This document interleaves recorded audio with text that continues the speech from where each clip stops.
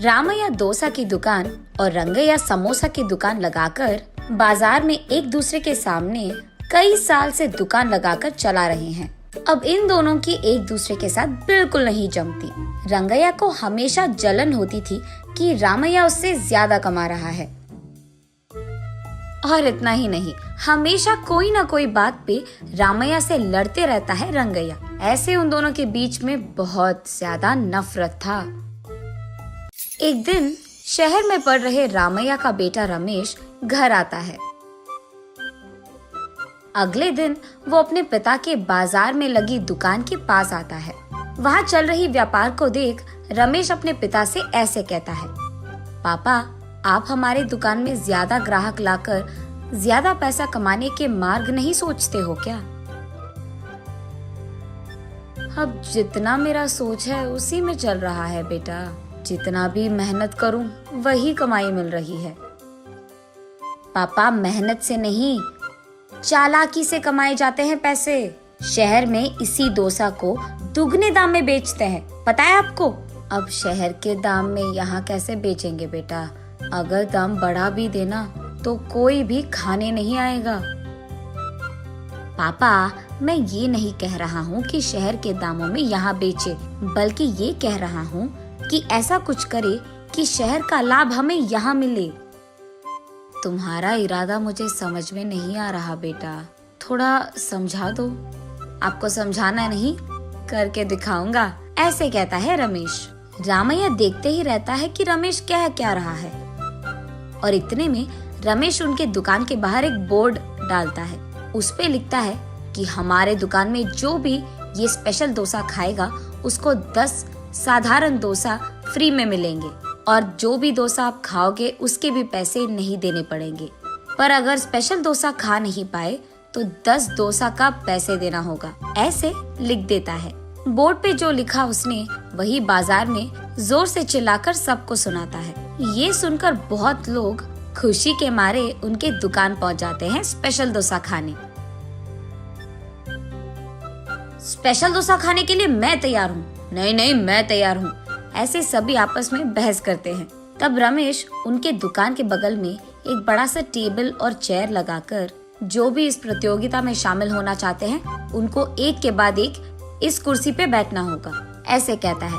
उसके बाद ठीक उस टेबल के जितना बड़ा डोसा वो बनाकर वहाँ लाता है और उस कुर्सी में बैठे आदमी के सामने पेश करता है। वहाँ मौजूद सारे लोग यही सोचते रहते हैं कि वो आदमी उस डोसा को खा पाएगा कि नहीं।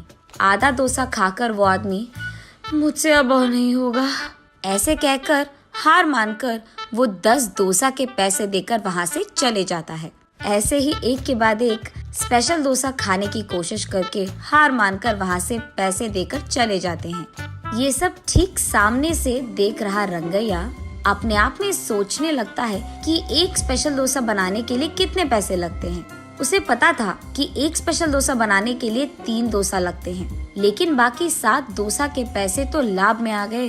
तब उसे समझ आता है और कहता है, बाप रे, ये 3 डोसा बनाकर 7 डोसा का लाभ ले रहा है। बस रंगैया को जलन होती है।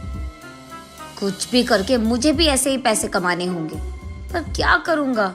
ऐसे सोच सोच कर, हाँ, मैं भी उसकी तरह समोसा का कोई प्रतियोगिता लगा दूंगा, ऐसे सोचकर अगले दिन रंगैया उसके समोसा के दुकान के बाहर ये लिखता है कि जो भी आदमी 20 समोसा खा पाएगा उसको 10 और मुफ्त में मिल जाएंगे। पर अगर 20 समोसा नहीं खा पाए तो 10 समोसा के पैसे देने पड़ जाएंगे। और यही बात चिल्ला चिल्ला कर बाजार में सबको बताता है। ये सुनकर बहुत सारे लोग रंगैया के दुकान आते हैं प्रतियोगिता में शामिल होने।